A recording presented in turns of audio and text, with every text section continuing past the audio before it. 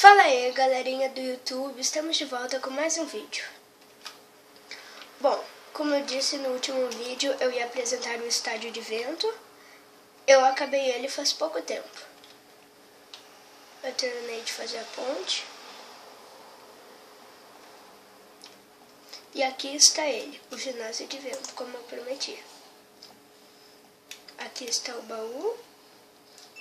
E aqui é as batalhas.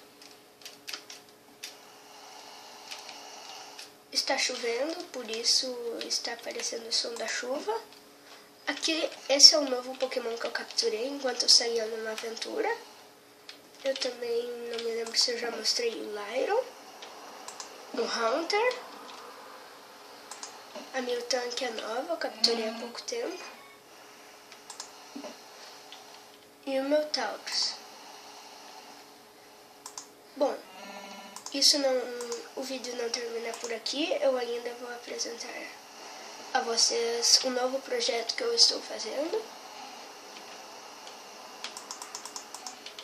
Espera, deu o book.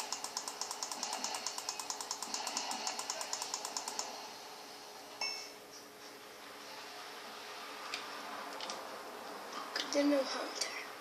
Bom, vou esquecer ele. Aqui perto da minha casa estou começando a fazer o ginásio de grama.